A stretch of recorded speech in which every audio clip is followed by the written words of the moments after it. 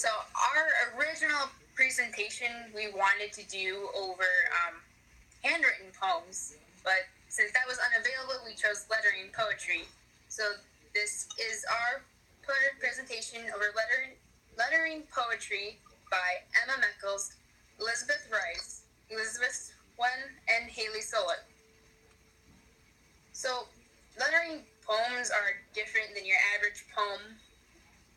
Your average poem being maybe Beowulf or Edgar Allan Poe's The Raven. Lettering poems, they use the structure and shapes of words and letters to evoke feelings and thoughts in readers. And they're also kind of the feelings and thoughts of their author and what they're trying to express. They use letters rather than words to convey meaning. It's not always the case, but for example, a poet may use seemingly random letters, but by, say, putting them together in a certain way, like the shape of the eye, there's all a bunch of random words.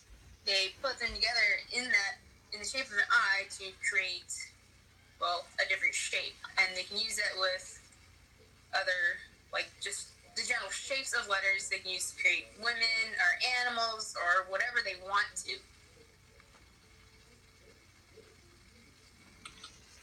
So why choose lettering poetry? Well, it can be difficult to understand, but they're really just interesting and different to look at. They often create several different pictures in our heads, so even though on the page there may be a woman, maybe somebody sees something different. They're almost like an illusion. They can form meaning from their shape alone, and they're definitely more challenging than traditional poetry. So you read a traditional poem, there's words on the page, you can see the meaning of them, but with visual poetry, you can't really get meaning from the words alone. You have to look at the shape as a whole. Okay, and then our poets. The first poet is Derek Alexander Bowley. I don't know how to say his last name. And he was a Canadian poet, and that was what he did mainly, and then he also did a lot of publishing.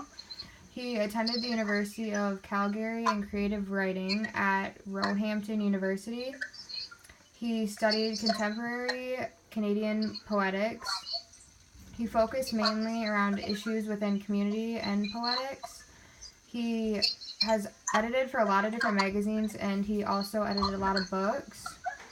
He recently shifted towards conceptual fiction, and he obviously mainly focuses on visual translations, like visual poetry, obviously. He often uses isolated letters to create a visual, and his works tease out the hidden meanings, meaning you really have to find them on your own. He finds a way to relate to today's world through his works. He focuses around emotional investment, so he'll try and tie in like a sad way or a happy way or funny or whatever he's feeling. He explains that poetry is a large field for different responses. He believes that poetry is 100 years behind. He thinks that once we start using the right tools and manipulate it, that it will turn poetry upside down. So in other words, he wants poetry to be changed and risks to really be taken. And then here's a couple of his poems. The one on the left is untitled, and you can see all the letters and how he forms his own little meaning to it. And then on the right, the one on the left is probably his most popular one, and then the one on the right is in our book too.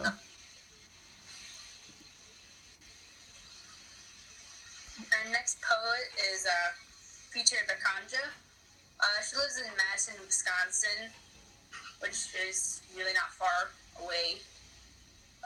Some of her poems are When Insomnia, What Tense, Watch, and Precious. She actually wrote a poem called Rapid City, too. And then She occasionally writes lyrical poems based on a really complex algorithm. Unfortunately, I could not find anything on that algorithm. But she is currently working on her series, Forget Poetry, 2008 and present. There's not much more than that about her. I searched for a while, but there's not a whole lot. Some of her poems, on page 22 of our visual anthology, The Girl in the Pink Organza, it's actually really similar to a lot of her poems, because a lot of them have that mountainous shape, and they're just really cool to look at and see, like, how she uses words to create landscapes. And then her other poem I found online, actually, Here Forethought.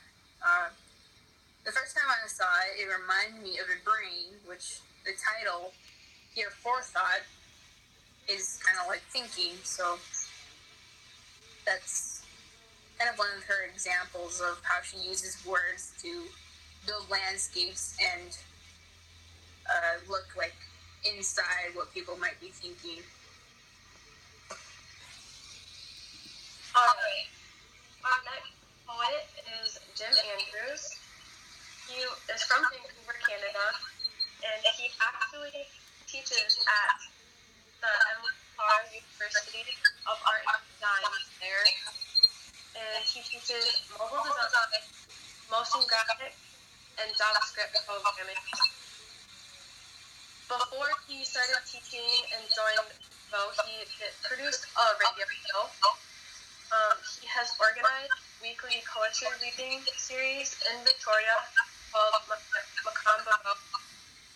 He produced the magazine And Yet, and he's been publishing poems since 1966. The few of the poems from our book were on page 23 and page 224, and the way he does his poems is he has music or some type of sound thing, and then he stops it and there's poems. That's what he comes up with. So yeah. Okay. My poet actors was Jesse Ferguson. He was born in Cornwall, Ontario. He's a Canadian poet, educator, and a folk musician. He was an editor of the Classic in honor of K.K. Hayes, and he also was an editor of poetry in the Middle East.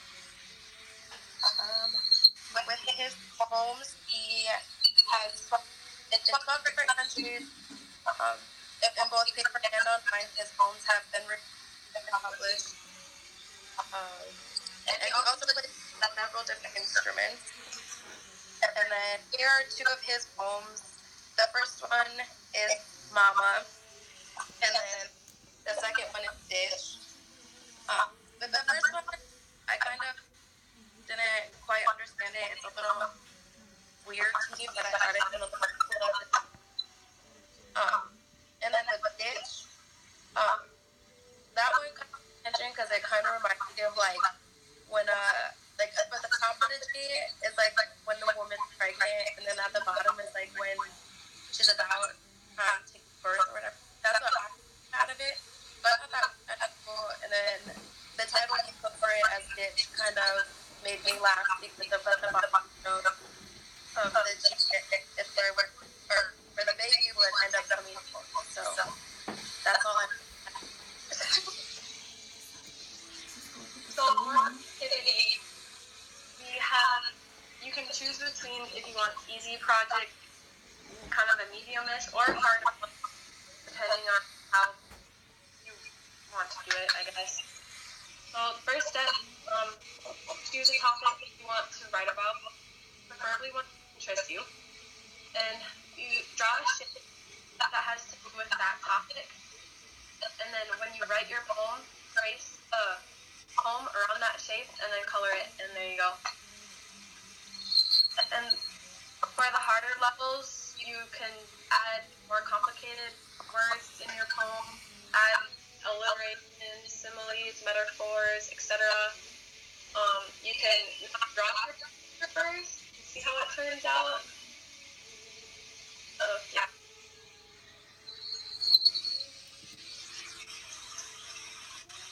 Okay, and then our emulations. I did this work by Damian Lopes, and it's on page 36, and it's called Closed Caption. It was really like the main one in our section that really like actually caught my attention. And then I remade it right here, and it kind of has the same concept, like the bubbles and the eyes and whatever, but the difference is that he chose to create something that he was passionate about, and then I just decided to do it with different things. And then his idea with it was that your eyes drive towards the order of the pictures. So you'd look at the middle picture first, and then you'd see like the thoughts popping off of it. And that's that one.